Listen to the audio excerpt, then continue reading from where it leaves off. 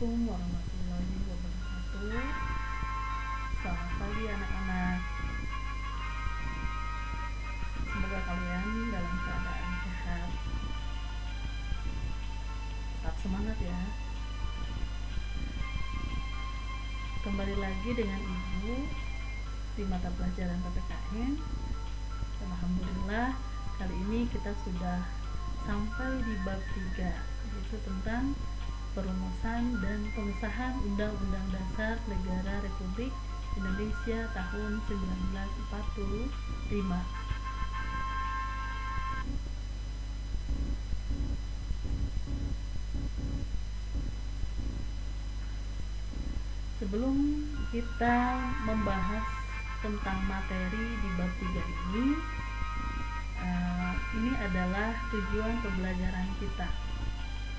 Akan kita bahas di bab 3 ini, yaitu sebagai berikut. Silakan kalian baca ya.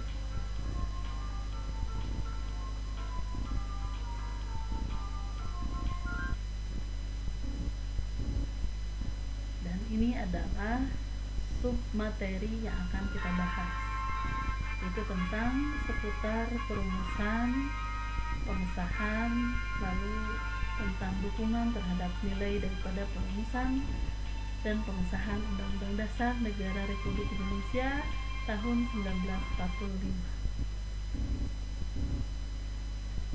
Nah, coba kalian perhatikan gambar di atas, yaitu ini adalah salah satu kegiatan rutinitas kita di hari Senin, yaitu kegiatan upacara bendera, yaitu diantaranya pembacaan pembukaan Undang-Undang Dasar 1945.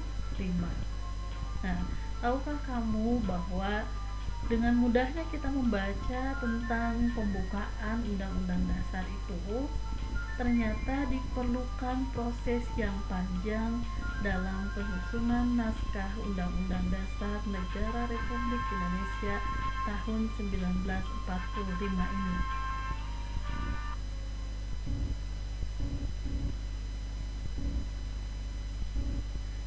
Nah, dalam pembahasan sebelumnya, yaitu di bab 1, bahwa kita sudah mengetahui tentang sebuah badan yang disebut dengan Badan BPUPKI, dan badan ini bersidang sebanyak 2 kali, yaitu pada sidang yang pertama membahas tentang perumusan dasar negara kita, yaitu Pancasila, dan di dalam pembahasan bab 3 ini kita akan membahas tentang sidang yang kedua BPUPKI, yaitu tentang seputar perumusan Undang-Undang Dasar Negara Republik Indonesia tahun 1945, dimulai daripada tanggal 10 Juli sampai 16 Juli. Nah, kalian bisa baca sendiri ya. Di sini dari sidang pertama membahas bentuk negara, dan di sidang yang kedua di hari kedua tanggal 11 membahas tentang wilayah, dan seterusnya. Dari sidang yang sudah dilaksanakan dari tanggal 10 sampai 16 Juli tadi, di sini diambil sebuah kesepakatan bersama, yaitu tentang rumusan Undang-Undang Dasar. Nah, Undang-Undang Dasar ini diterima dengan sebulat-bulatnya. Nah, ini adalah tentang pengesahan Undang-Undang Dasar Negara Republik Indonesia tahun 1945. Di antaranya dalam proses pengesahan ini disahkan yaitu pada tanggal 18 Agustus 1945. Dan ini merupakan salah satu sejarah bangsa Indonesia, di mana ketika pengesahan Undang-Undang Dasar ini yaitu disahkan setelah proklamasi kemerdekaan Indonesia, yaitu pada tanggal 17 Agustus 1945. Nah, Undang-Undang Dasar ini sendiri disahkan oleh badan yang bernama PPKI. Kenapa PPKI? Karena saat itu BPUPKI sudah dibubarkan dan diganti dengan PPKI, yaitu pada tanggal 7 Agustus.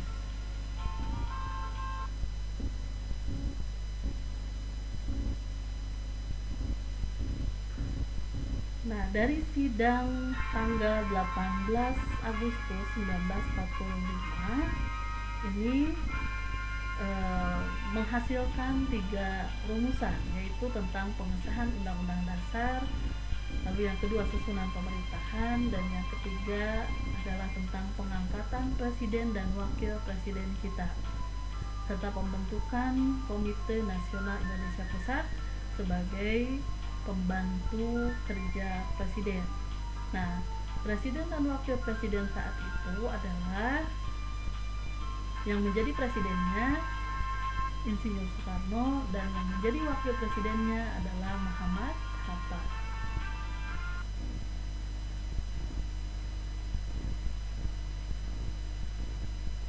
Nah, berikut ini adalah perbandingan pasal antara hukum dasar sebelum dan sesudah dilakukan perubahan oleh PPKI. Ini adalah hasil daripada sidang yang dilaksanakan dari tanggal 10 Juli 1945 sampai 16 Juli 1945. Dan ini adalah hasil sidang yang dilaksanakan atau disahkan pada tanggal 18 Agustus 1945. Di sini kalian bisa baca dan bisa bandingkan banyak perubahan yang terjadi, mulai daripada kalimat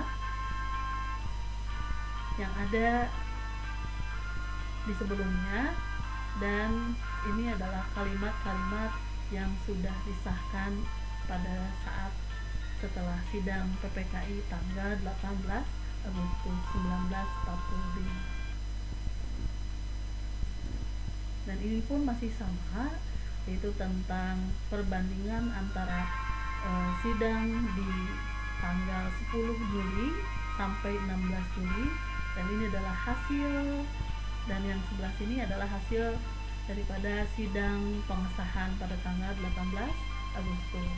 Nah, kalian bisa bandingkan, begitu banyak perbandingannya, bukan? Nah, sekarang kita akan mengetahui tentang konstitusi yang pernah diterapkan di Indonesia.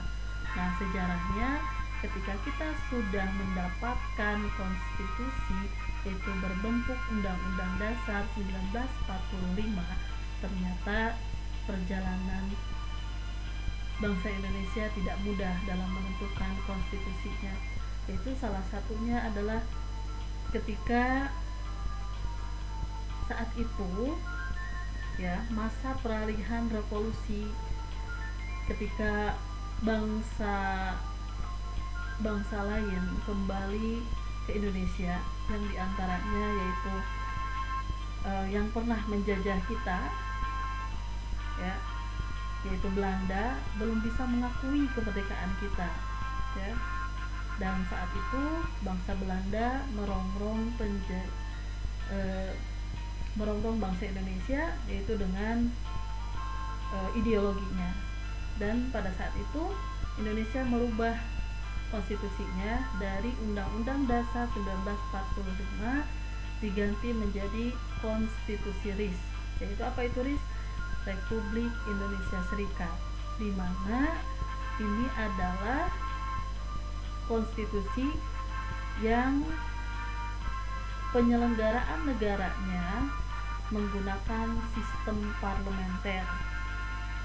Jadi sistem parlementer ini adalah sistem di mana negara itu dibagi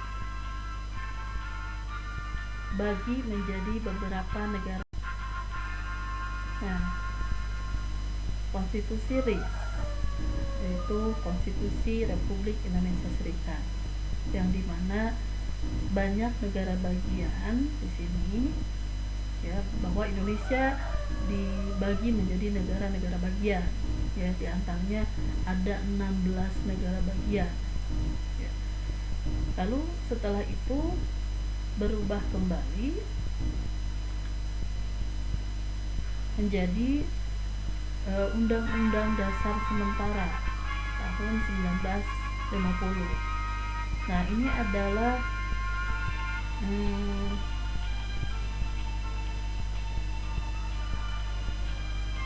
situasi tanah air kita yang saat itu sedang genting, dan pada saat ini, ketika setelah ini dikeluarkanlah dekret presiden yang menyatakan bahwa setelah kita berganti menjadi konstitusi RIS, menjadi undang-undang dasar sementara, lalu kita akan kembali kepada undang-undang dasar 1945. Dan dekret presiden ini adalah salah satunya adalah ini, kembali kepada undang-undang dasar yang sudah disahkan sebelumnya. Nah, di sini adalah masa-masa transisi di mana Undang-Undang Dasar Negara Republik Indonesia itu beberapa kali melakukan amandemen.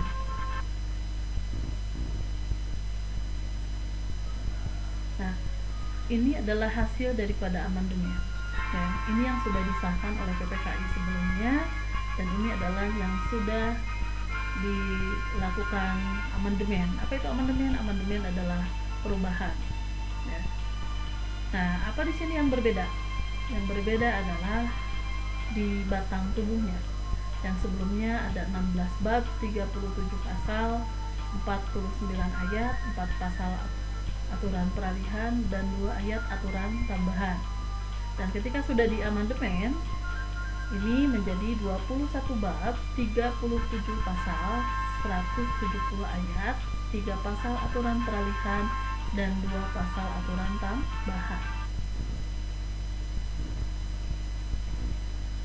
Nah, kita masuk ke dalam pembahasan tentang bentuk dukungan terhadap nilai perumusan dan pengesahan Undang-Undang Dasar Negara Republik Indonesia tahun 1945. Penjabaran dari Undang-Undang Dasar yaitu kita bisa mengartikan bahwa Undang-Undang Dasar ini adalah sebagai dasar hukum tertinggi yang ada di Indonesia. Nah, ini adalah periodisasi konstitusi di Indonesia. Setelah sebelumnya kita tahu bagaimana sejarah daripada konstitusi di Indonesia yang sudah tadi Ibu jelaskan. Ketika di sidang PPKI kita sudah ditetapkan Undang-Undang Dasar, lalu berubah menjadi konstitusi RIS, berubah menjadi Undang-Undang Dasar Sementara, dan kembali lagi ke Undang-Undang Dasar 45 sampai pada saat itu ya, Undang-Undang Dasar 1945 menghasilkan amandemen sebanyak 4 kali, yaitu di tahun 1999 sampai 2002.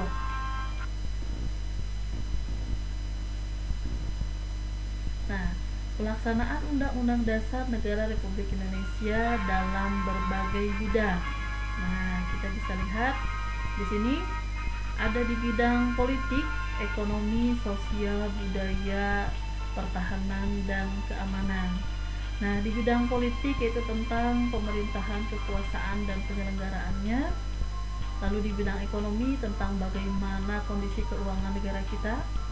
Ya, lalu di bidang sosial, Undang-Undang Dasar itu mencakup tentang bagaimana jaminan kehidupan masyarakat kita, di antaranya salah satunya adalah tentang konsep daripada hak asasi Indonesia, hak asasi manusia. Ya. Lalu ketika kita melihat di bidang budaya, di sini adalah tentang hasil cipta rasa dan karsa bangsa Indonesia, di mana di sini ada sebuah jaminan ketika para penerus bangsa kita menghasilkan sebuah karya, dan ini diatur di dalam undang-undang. Lalu ketika di dalam bidang pertahanan dan keamanan, ini adalah tentang upaya bagaimana mempertahankan wilayah Republik Indonesia dan juga keamanan daripada Republik Indonesia kita. Nah, dukungan terhadap pelaksanaan Undang-Undang Negara Republik Indonesia tahun 1945 ini, nah kita bisa memberikan dukungan juga, yaitu tentang salah satunya adalah disiplin dan taat peraturan. Ya, disiplin dan taat peraturan ini di berbagai lingkungan, mulai dari lingkungan keluarga, lingkungan masyarakat, lingkungan sekolah, dan lingkungan berbangsa dan bernegara. Lalu di sini juga ada toleransi. Nah, ini adalah salah satu dukungan juga terhadap Undang-Undang Dasar. Bagaimana kita bisa bertoleransi terhadap perbedaan yang ada, karena negara kita adalah negara yang multikultural, ya, negara yang banyak budaya, ya. Dan yang ketiga adalah dukungannya dengan menjaga persatuan dan kesatuan bangsa. Bagaimana caranya? Yaitu kita menghormati segala perbedaan yang ada. Lalu yang terakhir, kita harus mempunyai jiwa untuk bekerja keras dan rela berkorban demi apa? Demi bangsa dan negara kita. Agar apa? Agar negara kita bisa tetap menjadi negara yang utuh dan Undang-Undang Dasar tetap bisa menjadi konstitusi yang tertinggi di Indonesia. Nah, sekian pembahasan yang Ibu sampaikan, mudah-mudahan bermanfaat. Apabila ada yang dipertanyakan, dipersilakan untuk mengutarakan di komentar, ya. Baik, sekian dulu dari Ibu, ya. Sampai jumpa lagi di pembahasan berikutnya. Wassalamualaikum warahmatullahi wabarakatuh.